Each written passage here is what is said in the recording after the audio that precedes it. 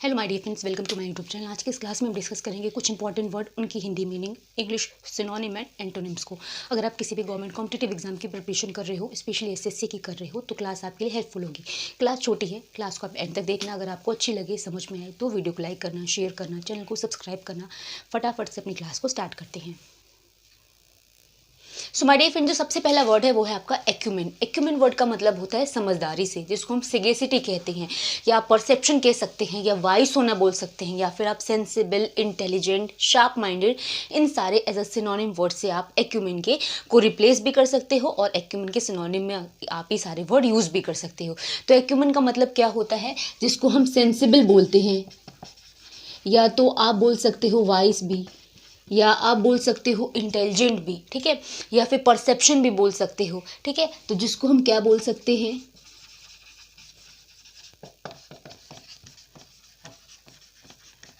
समझदार कहते हैं। और जब समझदार आया है और इसका एंटोनिम पूछे, यानी जिसको हम हिंदी में विलोम पूछे, तो आप आराम से बता सकते हो जो समझदार है उसका उल्टा क्या है? जो मूर्ख है। तो और आप एक्यूमेन के एंटोनिम में क्या लिख सकते हो? फुलिश लिख सकते हो, स्टूपिड लिख सकते हो, इनसेन लिख सकते हो। आपको जो भी वर्ड याद हो एज अ एंटोनिम आप लिख सकते हो। और आपके पास अगर जो ऑप्शंस भी आए एंटोनिम के, उसमें से भी आप सेलेक्ट कर सकते हो। एक्यूमेन मतलब समझदार, इसका अपोजिट होगा जो मूर्ख हो, जिसको हम स्टूपिड या सिली कहते हैं। तो इसको हम क्या कहेंगे एंटोनिम में? स्टूपिड या सिली, जिसको हम मूर्ख कहते हैं। नेक्स्ट जो वर्ड है आपका वो है एक्यूजेशन। अब हम एक्यूज करना, आपने सुना होगा कि एक्यूज करा जा रहा है, यानी किसी को हम दोष आरोपण कर रहे हैं, उस पर हम बोलते हैं ना कि चार्ज लगाना, उसको ब्लेम करना, या फिर आप बोलते हैं जैसे कि उसको दोषी ठहराना, एक्यूजेशन कहलाता है, ठीक है। तो इसको हम क्या बोलते हैं? इंडिक्टमेंट भी बोलते हैं,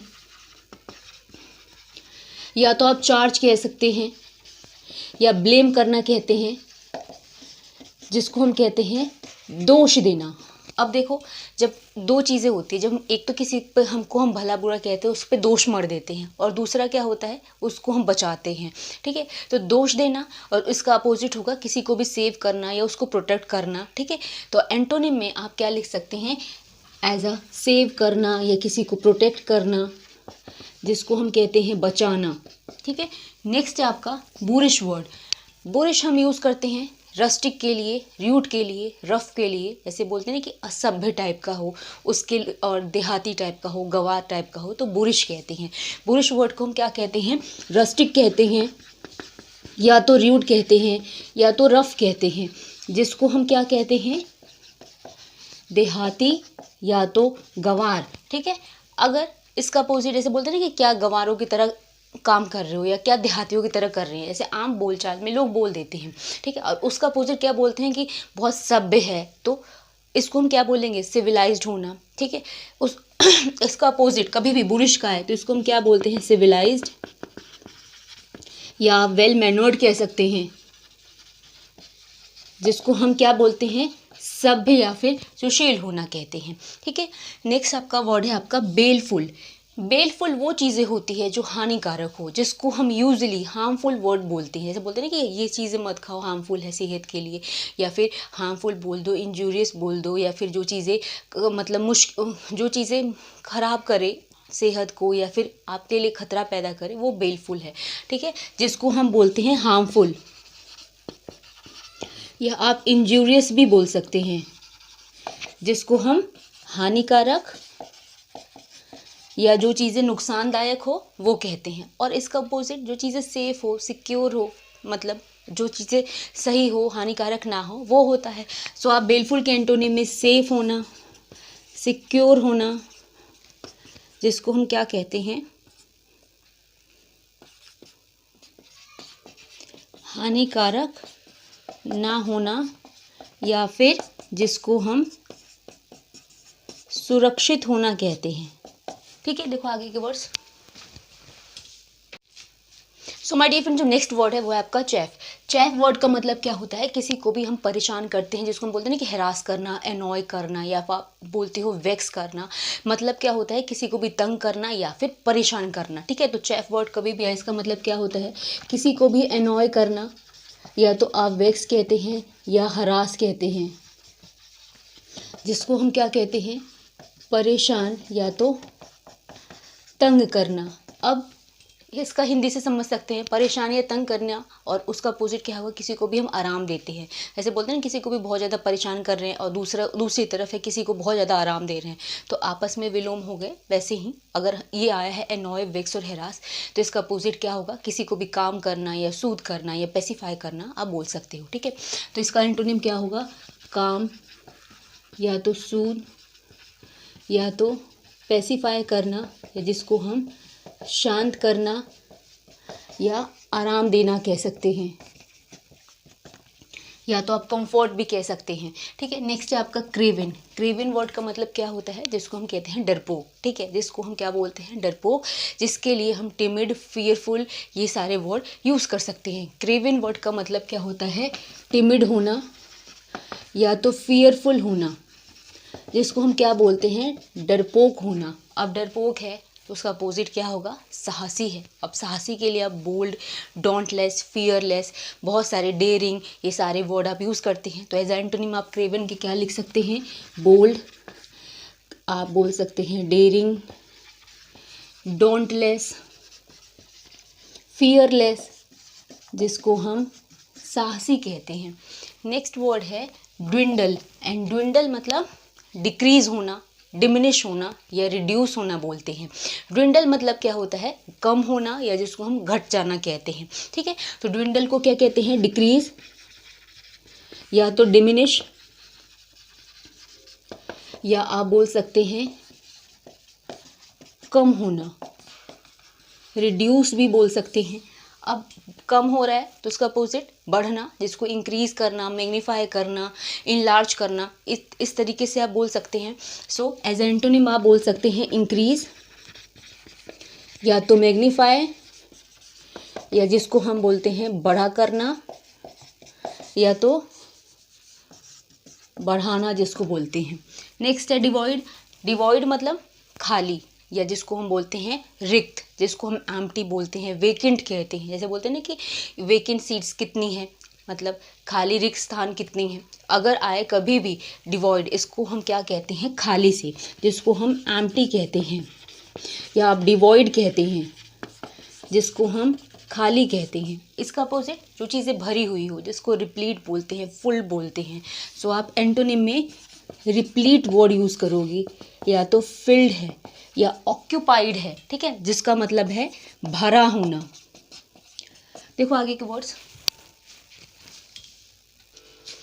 सो माय डियर फ्रेंड, जो नेक्स्ट वर्ड है वो है आपका एंथ्राल। एंथ्राल वर्ड का मतलब क्या होता है, किसी को भी दास बनाना। जैसे आपने सुना होगा स्लेवरी सिस्टम में, स्लेव मतलब क्या होता है, दास होता है। तो एंथ्राल मतलब इनस्लेव करना हो सकता है, या आप जैसे बोलते हैं ना, किसी को भी अपने अधीन करना, सबड्यू करना भी हम कहते हैं। सो एंथ्राल को हम क्या बोलते हैं, सबड्यू कहते हैं या इनस्लेव कहते हैं, जिसको हम क्या कहते हैं, दास बनाना या किसी को भी बंधन में रखना। ठीक है, अब इसका अपोजिट किसी को भी मुक्त करना होता है, जिसको हम फ्री करना, रिलीज करना, इमेंसिपेट करना कह सकते हैं। सो एंथ्राल मतलब क्या होता है, सबड्यू या इनस्लेव। इसका अपोजिट होगा इमेंसिपेट, या तो फ्री या तो रिलीज करना, जिसको हम क्या कहते हैं, मुक्त करना। नेक्स्ट है आपका एक्स एग्रीट। एक्स एग्रीट वर्ड का मतलब क्या होता है, ठीक है, किसी को भी ओवर स्टेट कर देना, या आप बोलते हैं किसी भी चीज़ को बहुत बढ़ा चढ़ा देना, मैग्नीफाई कर देना, क्या कहलाता है, एक्स एग्रीट कहलाता है। इसको हम क्या कहेंगे, मैग्नीफाई करना, या किसी भी चीज़ को ओवर स्टेट करना। ठीक है, बहुत बढ़ा देना, या किसी भी चीज़ को बहुत बढ़ा चढ़ा देना। इसका अपोजिट क्या होगा, किसी भी चीज़ को कम कर देना, जिसको हम क्या कहेंगे, रिड्यूस करना या फिर डिक्रीज़ करना। ठीक है, तो इसको भी हम क्या कहते हैं, डिक्रीज़ करना या बी लिटिल कर देना भी कहते हैं, जिसको हम क्या कहते हैं, कम करना। ठीक है, नेक्स्ट है आपका फेटुअस। एंड फेटुअस वर्ड का मतलब भी क्या होता है, जिसको हम स्टूपिड या सिली कहते हैं। ठीक है, तो फेटुअस वर्ड मतलब भी मूर्ख होता है। जैसे कि अभी हमने पढ़ा था एक्यूमेन। एक्यूमेन मतलब समझदार होता है।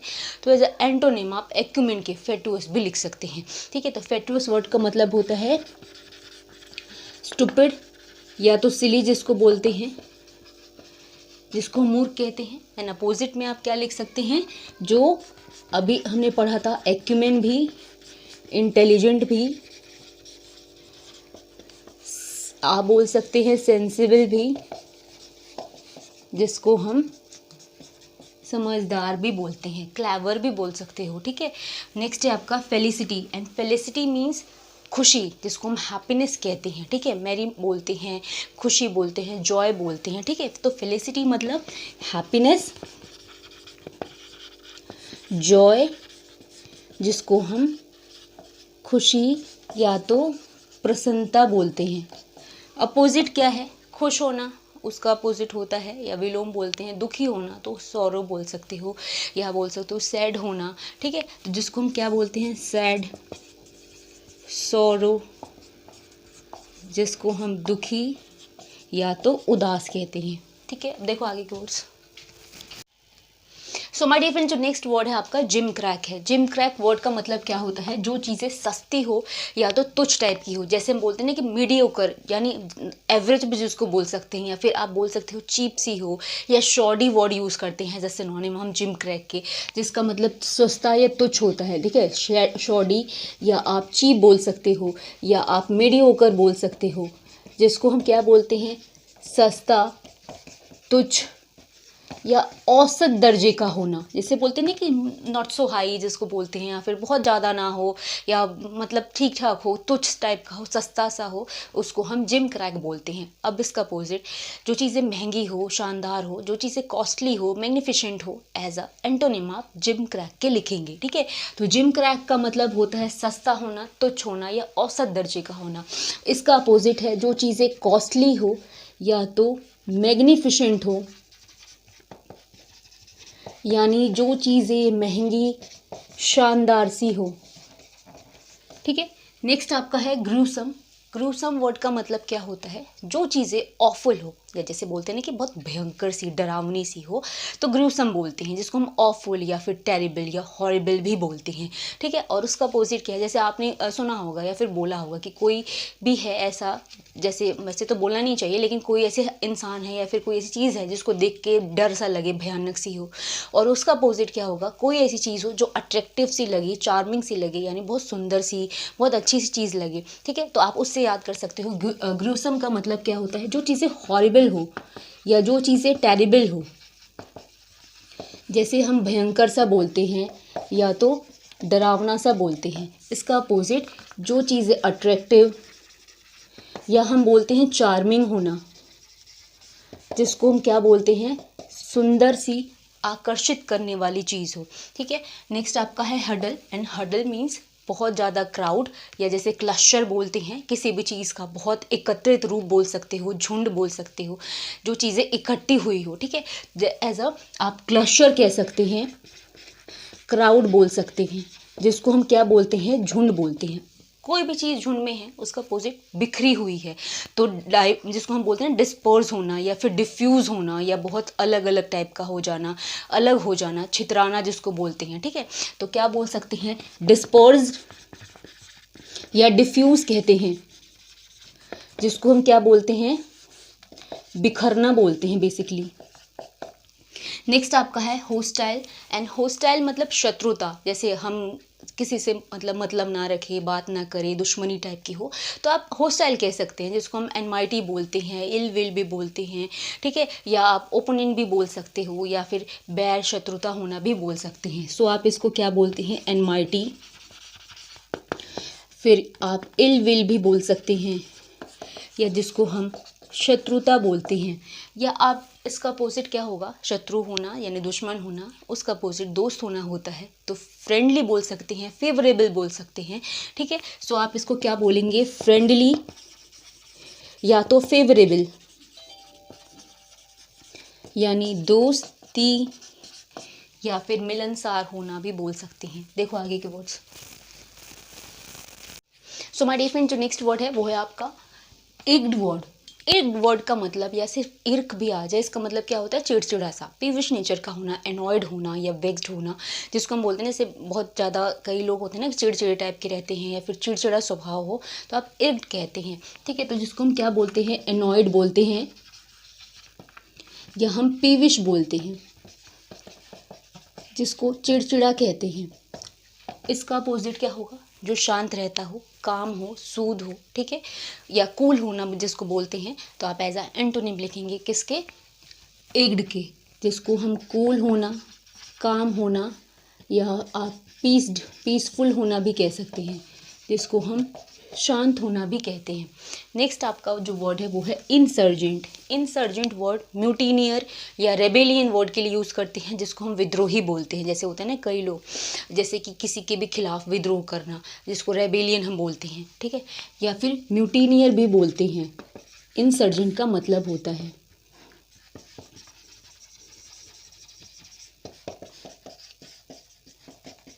अब इसका अपोजिट क्या होगा, जब हम किसी के खिलाफ विद्रोह करते हैं, दूसरा उसका अपोजिट क्या होगा, उसको हम फॉलो करते हैं, उसका हम आज्ञा पालन करते हैं। जैसे होता है ना कि मान लो आपके पेरेंट्स ने या फिर आपके टीचर ने आपको कुछ बात बोली, करने को कहा, तो आप उसके लिए उल्टा उससे मतलब उसका बात ना मान के विद्रोह करने लगे, ठीक है, उसका मतलब विरोध करने लगे। दूसरा क्या होता है, जिसने अगर आपके पेरेंट्स ने, आपके टीचर ने आपको कुछ कहा, तो आप उसको फॉलो करने लगे, उसके आज्ञा का पालन करने लगे, तो आप उससे याद कर सकते हो, ठीक है। जिसको हम इंसर्जेंट के एंटोनिम में क्या लिखेंगे, फॉलो या फॉलोअर कह दो या ओबीडिएंट कह दो, जिसको हम कहते हैं आज्ञा पालन करना, ठीक है, या फिर आज्ञाकारी बन जाना उसको, ठीक है, अनुशासन मान लेना। नेक्स्ट है एडवर्सिटी। एडवर्सिटी दुर्भाग्य के लिए यूज़ करते हैं, जिसको मिसफॉर्चून कहते हैं, या तो आप बोल सकते हैं इल लक भी बोल सकते हो, या डिज़ास्टर भी बोलते हैं, ठीक है, जिसको हम क्या बोलते हैं, मिसफॉर्चून या तो डिज़ास्टर, जिसको हम दुर्भाग्य बोलते हैं। अब इसका अपोजिट प्रोस्पेरिटी होना, अच्छा हो जाना, सौभाग्यशाली होना, ठीक है, तो वो हम बोलते हैं। तो एडवर्सिटी का अपोजिट प्रोस्पेरिटी भी बोल सकते हैं आप, ठीक है, जिसको हम क्या बोलते हैं, सौभाग्यशाली बोल दो। नेक्स्ट आपका है ऑपुलेंट। एंड ऑपुलेंट मतलब जो पैसे वाला हो, रिच हो, वेल्दी हो, या बोल सकते हो ना कि जैसे एफुलेंट वर्ड भी बोलते हैं, बहुत धनी मनी हो, वेल्दी हो, ठीक है, तो जिसको हम क्या बोलते हैं, रिच बोलते हैं, वेल्दी बोलते हैं, या एफुलेंट बोलते हैं, जिसको हम बोलते हैं धनवान। अब जो धनवान होते हैं उसका विलोम क्या होता है, जैसे बोलते हैं ना गरीब होना, सो आप पुअर बोल सकते हो, या फिर आप बोलते हो ना कि बहुत ज़्यादा पैसे की कमी हो जिसके पास, पॉवर्टी भी बोल सकते हो। तो ऑपुलेंट का अपोजिट में पुअर होता है, नीडी बोल सकते हो, या तो आप बोल सकते हो पॉवर्टी भी, जिसको हम गरीबी बोलते हैं। सो माय डियर फ्रेंड्स, ये क्लास यहाँ पे ख़त्म हो रही है। अगर आपको अच्छी लगी हो, समझ में आई हो, तो वीडियो को लाइक करना, शेयर करना, चैनल को सब्सक्राइब करना। मिलेंगे नेक्स्ट क्लास में, तब तक के लिए थैंक्स फॉर वॉचिंग।